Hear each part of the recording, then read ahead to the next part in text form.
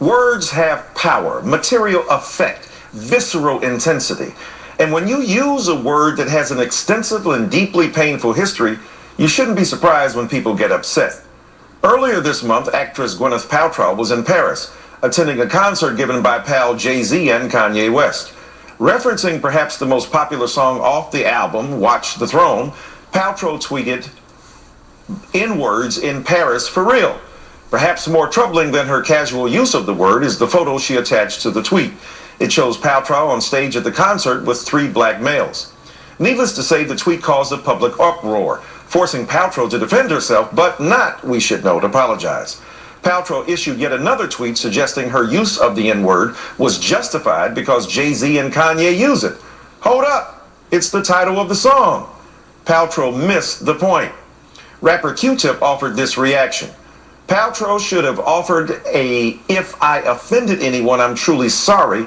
As a person who loves black people and understand there's a scope of black folk that exist beyond the ones she partied with in Paris who are still dealing with the complexities of their circumstances.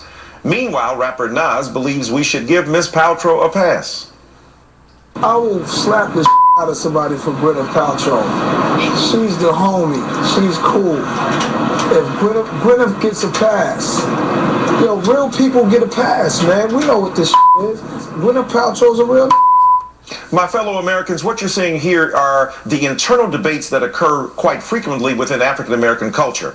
On the one hand is the acknowledgement that this is the most heinous word in the history of American vocabularies, of character, and of assessment of another people, African American people, that is. And on the other hand, the argument that this has been used as a term of endearment for black people to take the venom outside of the viper of the N-word and drain it once and for all. So now that rappers put it on a $15 CD and it gets circulated around the globe, is it the same as Richard Pryor or Red Fox previously using it within the confines of their own culture? These are big questions. Joining me now is Russell Simmons, founder of the news media site Global Grind. He's blogged about this controversy. Russell Simmons, welcome to the show.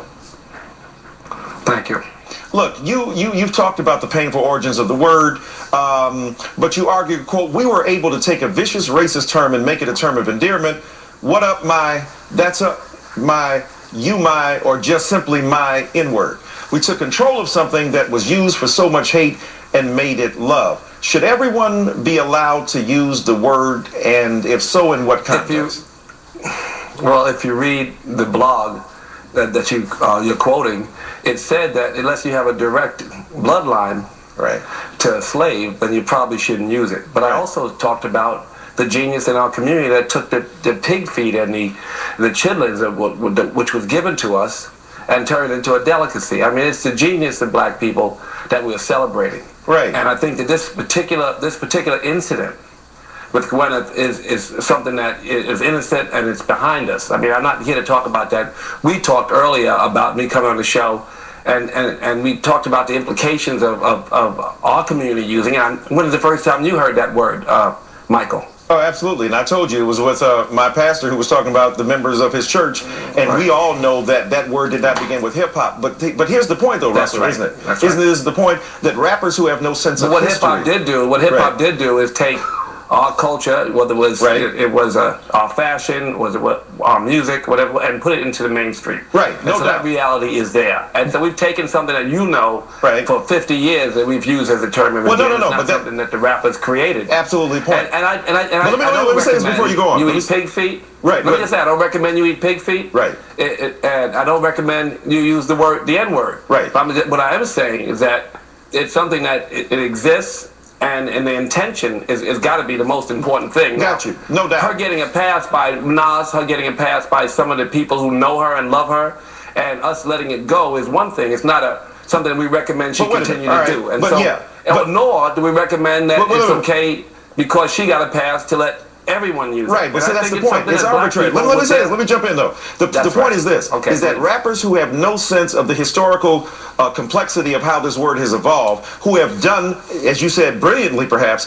taken over a word, glorified it, glamorized it, talked about it, drained the poison out of it, used it as a term of endearment, but who also have some responsibility. Rappers don't have the ability to give passes arbitrarily to white people whom they happen to like, because white people whom they may not like or know, who could use the term in a deleterious or destructive fashion, will then deploy it in ways that hurt all black people. So why is it that rappers get a pass of giving white people a pass as opposed to being held accountable? Wait, my father was a professor of black history. He became a professor of black history, and he was an activist and a poet. Right. And when I was a kid, he would say, "And go to church." Of course. And go to school. Yes. And in fact, I thought my name was N for a while. But Right. so, and you probably had some of the same experiences. So that reality seeps out into the communities, you know, outside of the black community. And some people mistakenly use the word. I managed the Beastie Boys. I managed Third Base. In fact, all the first white rappers I managed. Eminem is elected not to use it, and I don't recommend anyone who doesn't have a direct bloodline to a slave use it. Don't the coolest white people know that they shouldn't use that term? Don't real cool white people? Mostly they do. That's right. So what do you make about the rappers themselves? Well, I think they're great poets, and in some cases, it depends on the subject matter. They all change, and it depends on the music. All rappers are different. Well, you know, I support you mean about them using the word? Yeah, I'm talking about in terms of them having an awareness or not an awareness, a sense of history about that word. Some do, do. Of course, some do. I think Nas has an awareness of that word in history.